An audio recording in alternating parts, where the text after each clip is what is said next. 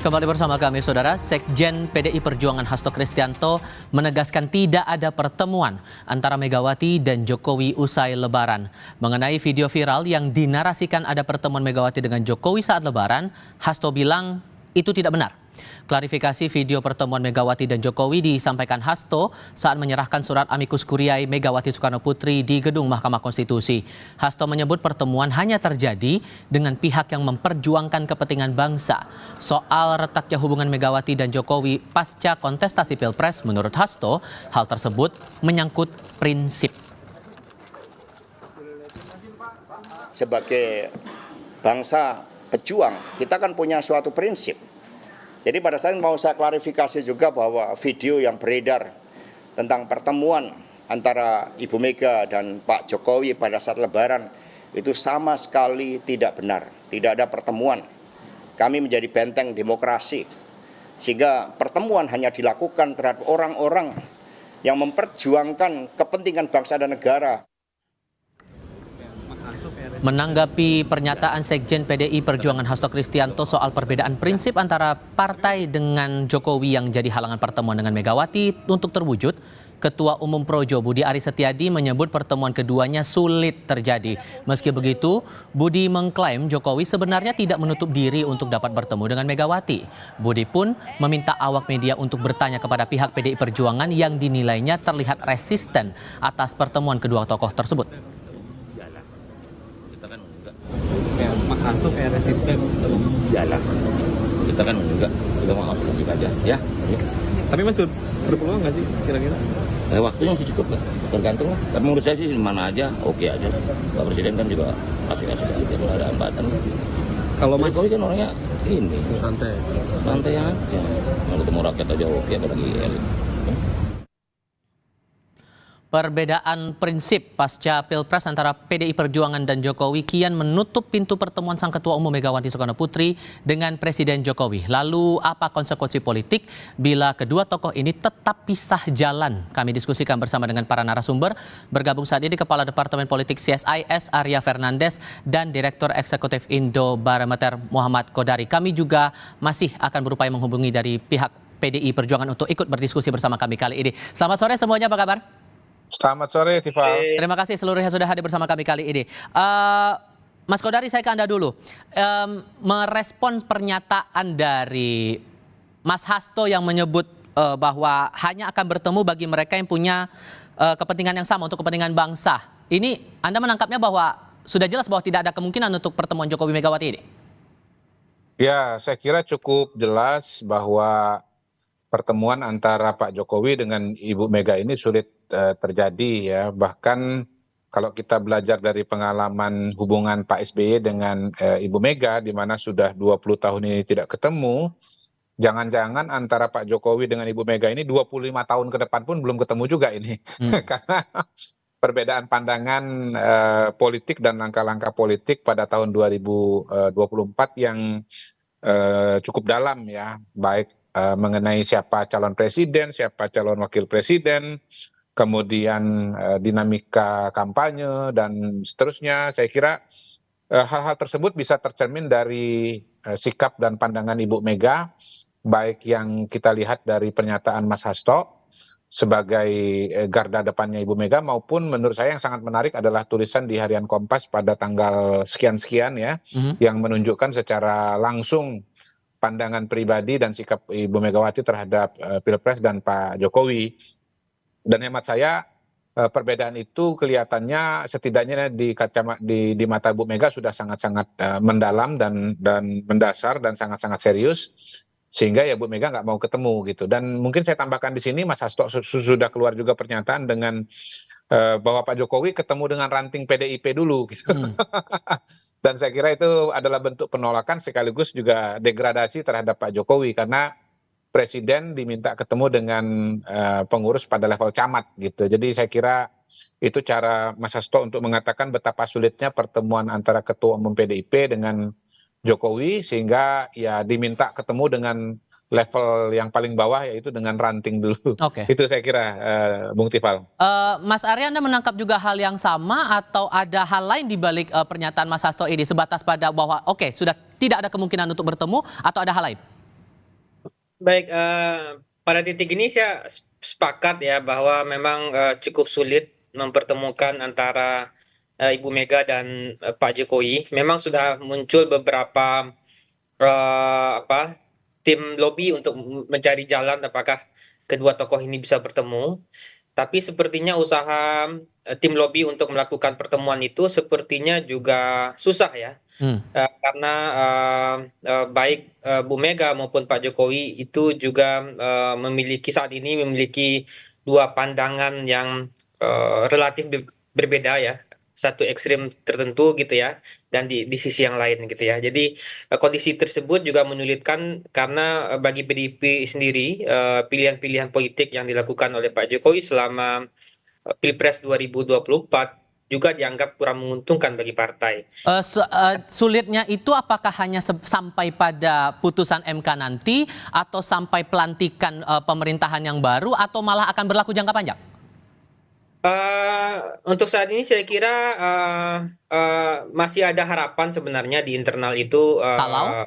bisa bertemu ya, karena di internal sendiri saat ini saya kira ada kelompok-kelompok yang menginginkan rekonsiliasi ya, baik terutama pada Pak Jokowi dan juga bergabung dengan pemerintahan Pak Prabowo. Meskipun ada juga kelompok yang kekeh untuk tidak bisa bertemu ya. Jadi saya kira peluangnya masih terbuka meskipun sangat sulit untuk bertemu gitu ya. Hmm. Jadi tidak ada tergantung pada momen kunci seperti apa kalau begitu?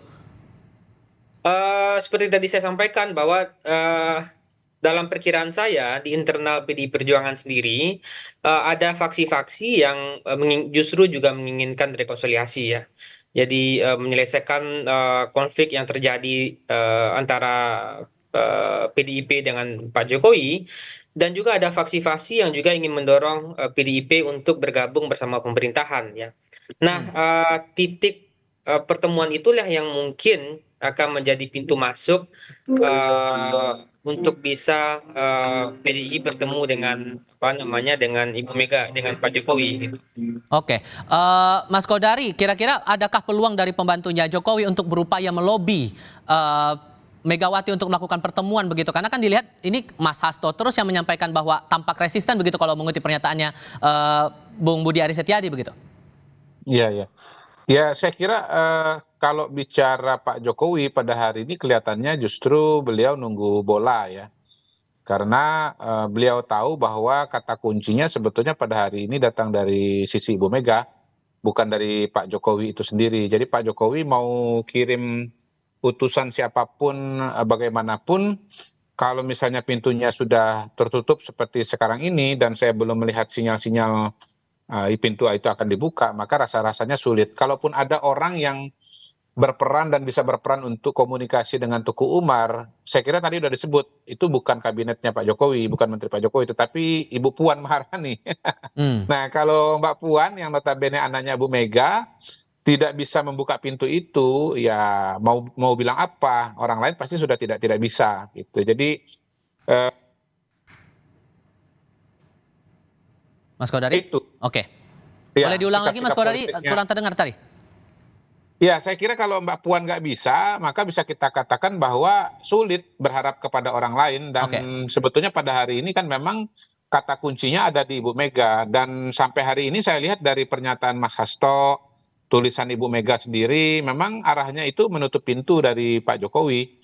Saya nggak tahu ya apakah setelah keputusan MK misalnya akan ada perubahan sikap atau tidak, tetapi saya agak pesimis. Karena perbedaan pandangan politik Pak Jokowi dengan Ibu Mega ini nampaknya dalam sekali di tahun 2024 ini, Tapi sehingga kalau bahkan menurut lebih Anda dalam. kepentingan apa yang coba dikejar oleh Pak Jokowi untuk bisa melakukan rekonsiliasi dengan Bu Mega ini? Sebetulnya saya tidak melihat ada kepentingan yang sangat signifikan ya. Makanya mungkin Pak Jokowi juga cenderung pasif karena beliau kan akan menyelesaikan masa jabatannya. Lain kalau misalnya beliau akan memerintah lagi 5 tahun yang akan datang. Jadi sebetulnya pertanyaan itu lebih relevan diajukan kepada Pak Prabowo, dan saya kira pada hari ini memang Ibu Mega sebetulnya sedang memainkan catur politiknya dan kartu politiknya dengan cara mau mengatakan mau ketemu dengan Pak Prabowo tapi tanpa Pak Jokowi gitu loh. Dan pada titik ini kemudian kita menjadi dalam tanda kutip ya menebak-nebak Langkah apa yang akan diambil oleh Pak Prabowo? Apakah akan menggandeng Pak Jokowi meninggalkan Ibu Mega atau sebaliknya menggandeng Ibu Mega meninggalkan Pak Jokowi ya? Walaupun saya bisa katakan dalam perjalanan politik beberapa waktu terakhir ya, bahkan 5 tahun terakhir ini, memang sebetulnya ya hubungan antara Pak Jokowi dengan Pak Prabowo itu hubungannya real, baik persamaan pemikiran mengenai Indonesia maju, kecocokan pribadi, apalagi kemudian ya saya kira tidak mungkin lah Pak Prabowo itu tidak cocok dengan Pak Jokowi kalau tidak melihat potensi Pak Jokowi dan Oke. pada sisi Gibran begitu. Jadi saya melihat sih kemungkinannya Pak Prabowo akan jalan dengan Pak Jokowi dan karena itu kemungkinan PDI Perjuangan 5 tahun ke depan itu akan ada di luar pemerintahan begitu. Oke, kalau menurut Anda Mas Arya, titik temu antara kedua tokoh ini yang tampaknya belum juga ditemukan, apakah akan mempersulit posisi Prabowo ke depannya?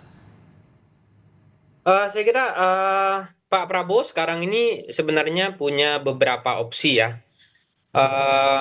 Opsi yang pertama itu tetap bersama partai-partai 02 dengan 48 kursi. Opsi itu tentu sangat berisiko dan menurut saya tidak mungkin akan dipilih oleh Pak Prabowo ya karena akan berisiko sekali di DPR.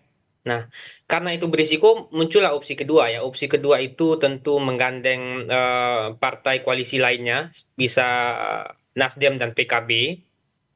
Kalau itu bisa dilakukan, kalau bisa mendapatkan dua partai itu, tentu dukungan di DPR itu bisa di atas angka 71%. Tapi sebenarnya juga Pak Prabowo juga punya opsi ketiga. Apa Opsi itu? ketiga misalnya kalau misalnya negosiasi atau Nasdem dan PKB itu terlalu high call gitu ya. Pilihannya bisa dengan PDI Perjuangan. Nah, karena dengan PDI Perjuangan itu hanya negosiasi dengan satu partai dan bisa mendapatkan 67% kursi di DPR. Jadi Pak Prabowo saat ini punya banyak opsi ya, dengan tentu dengan risiko-risiko yang tadi. Opsi pertama hampir kecil dilakukan karena risikonya terlalu besar.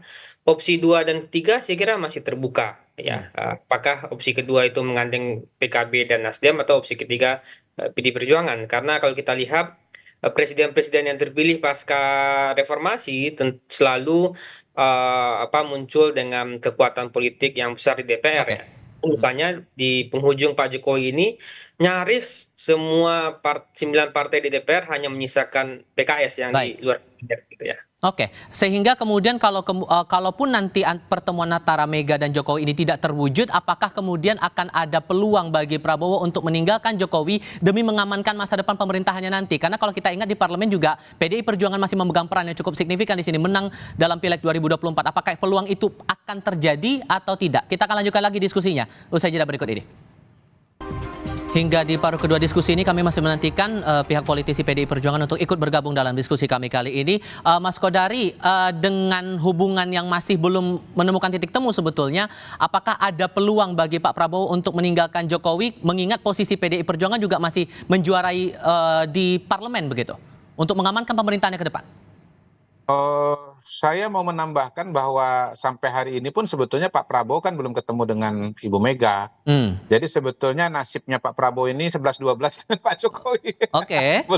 Belum ditemui oleh Ibu Mega dan artinya rasa senasib sepenanggungan itu muncul di antara Pak Jokowi dengan Pak Prabowo. Apalagi sekarang kita bicara ada Gibran sebagai wakilnya Pak Prabowo. Pak Jokowi sekarang ada di pemerintahan, lalu Pak Prabowo akan melanjutkan pemerintahan Pak Jokowi. Jadi saya melihat sih pada hari ini ya kemungkinannya akan berjalan Prabowo dengan Jokowi. Di sisi yang lain saya tambahkan sedikit bahwa sebetulnya nggak mudah juga PDI masuk ke dalam kabinetnya Prabowo Gibran ya, walaupun tidak ada Pak Jokowi, tapi di situ kan ada Jokowi Junior yaitu Mas Gibran. Yang kedua nanti di dalam akan ketemu dengan Pak SBY dan SBY Junior yaitu AHY yang saya yakin pasti akan masuk sebagai menteri. Lalu kemudian bisa ketemu juga dengan Surya Paloh, Nasdem, yang juga notabene selama ini hubungannya nggak bagus dengan PDI. Bahkan saya tambahkan mungkin ya nanti ya ada dalam tanda kutip ya seperti Pak Prabowo itu kan sering diasosiasikan dengan Pak Harto dan seterusnya dan itu ya dianggap sebagai musuh oleh PDI Perjuangan. Jadi sebetulnya ke PDI Perjuangan masuk ke dalam juga belum tentu merasa nyaman, belum tentu merasa feel at home.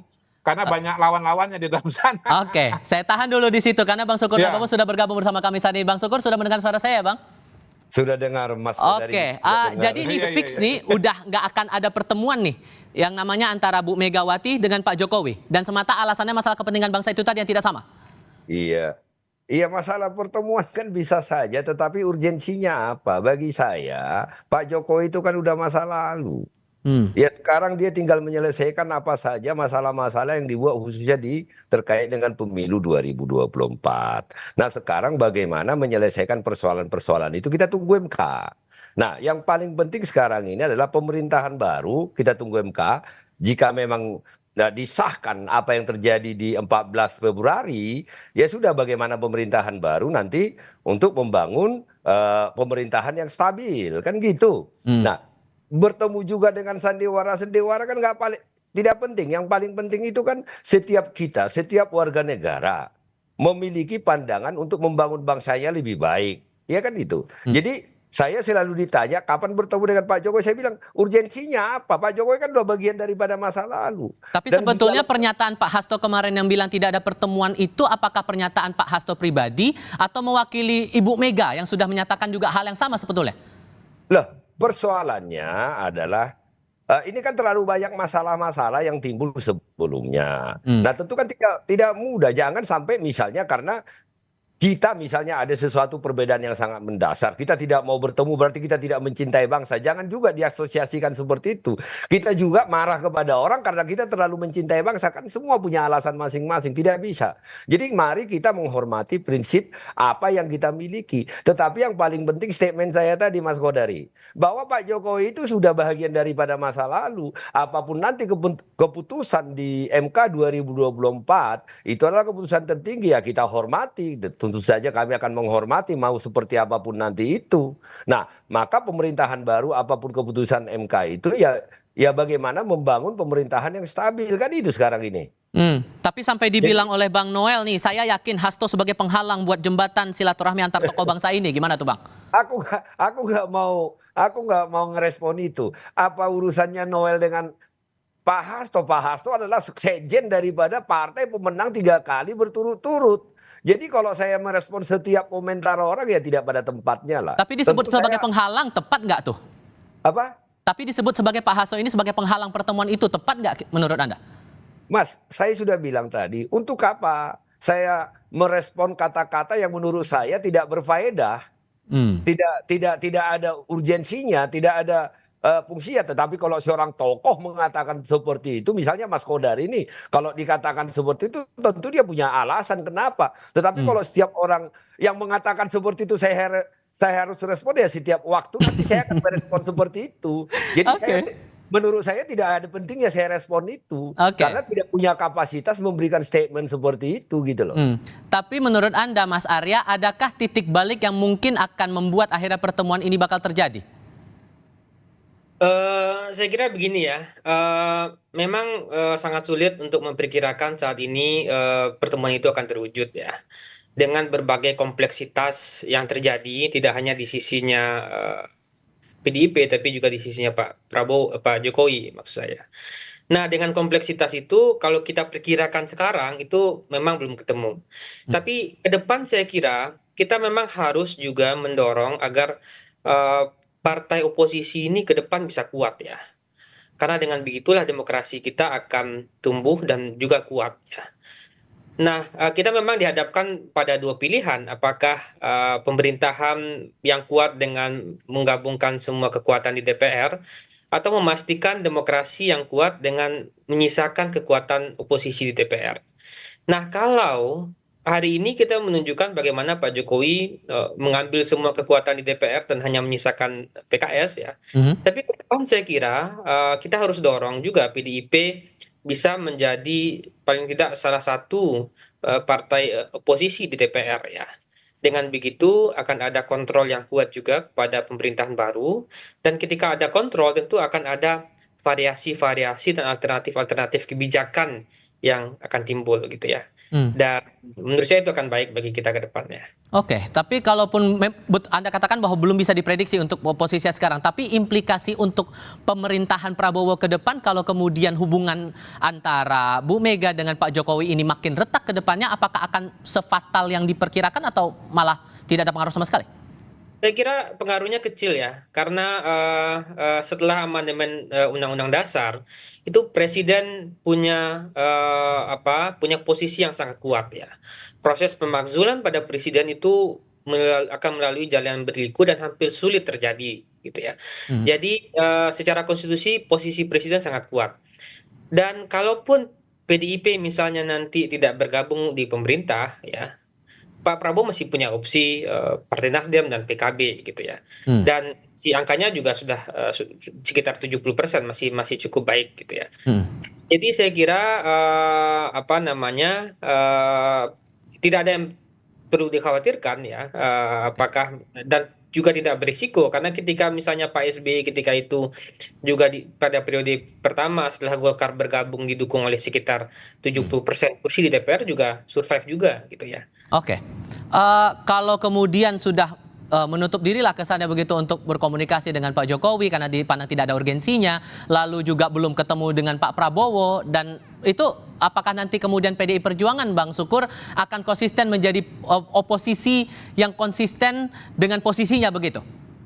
Orang itu kan dilihat tindakannya bukan kata-katanya. Belakangan ini kan terlalu banyak kita berbicara A, B, C, D, E, tetapi karakter dan tindakannya tidak seperti itu. Jadi sekali lagi saya cuma mau ingatkan, orang itu dilihat dari tindakannya, tindakan di masa lalunya. Nah, kalau kita lihat kami di PDI Perjuangan, tindakan-tindakan masa lalu kami, ya, jika kami memang di awal tidak di dalam satu perjuangan, ya. Apakah itu di Pilpres atau Pilgub Pilkada, ya kami tidak akan bersama-sama. Bakal Nah, jadi efektif nggak tuh Bang di parlemen? Karena kan nggak bisa ngeblok melawan posisi 02 yang koalisinya besar sekali. Ini kan persoalannya kita ini membangun bangsa, bukan masalah mau menghancurkan pemerintahan yang ada. Kalau misalnya kita mau menghancurkan pemerintahan yang ada, tentu ini kita akan adu kekuatan. Tetapi kita bicara di parlemen bagaimana kita melakukan check and balance. Kalau pemerintah, apa yang dilakukan oleh pemerintah itu tidak baik, nah tentu kita akan menyatakan tidak. Nah, masalah kita nanti kita katakan tidak itu, kita memenangkan pertarungan itu urusan lain. Yang penting rakyat tahu sehingga untuk 2029 kita dipercaya kembali. Posisinya itu adalah ini kita tidak mau menghancurkan pemerintahan yang ada, tetapi kita mau melakukan atau mengkoreksi check and balance terhadap seluruh kebijakan pemerintahan yang ada. Jika MK ya, saya pada posisi mengatakan kami itu akan berada di luar pemerintahan nanti. Nah, tetapi jika MK memutuskan seperti yang diputuskan oleh KPU, nah tentu tindakan-tindakan kami kan selalu searah dengan kata-kata kami, tidak berubah. Hari ini kami mengatakan kami akan menjadi tidak bahagian dari pemerintah dengan macam-macam, tetapi besok berubah. Itu kan itu yang dikatakan bro pengamat tadi. Mas Kodari juga kan paham itu. Lama juga kan kenal dengan PDI Perjuangan kan. Nah, hal-hal seperti itu kan, dan tadi kan saya sempat tadi mendengar bahwa ya PDI Perjuangan kan di posisi begini kan sangat dibutuhkan bangsa dan negara kita. Apapun nanti yang terjadi di keputusan MK. Tetapi satu hal yang saya sampaikan tadi, udah, mari kita buat Pak Jokowi ya sudah selesai. Nah, sekarang bagaimana membangun pemerintahan ke depan? Karena apapun itu kan, apapun keputusan MK, seandainya misalnya seperti KPU kan bukan lagi Pak Jokowi yang jadi pengambil keputusan, kecuali ada dua, nanti coba ditanya Pak Kodari, apakah ada dua matahari atau satu matahari, kan gitu. Oke, nah saya lempar ke Bung Kodari kalau begitu. Itu implikasi politiknya akan diperhatikan juga oleh Pak Prabowo melihat hubungan yang retak antara Megawati dan Pak Jokowi ini? Ya, saya kira kalau kembali kepada diskusi kita di awal ya, pertama ada perbedaan pandangan yang dalam antara Pak Jokowi dengan Ibu Mega tahun 2024 ini.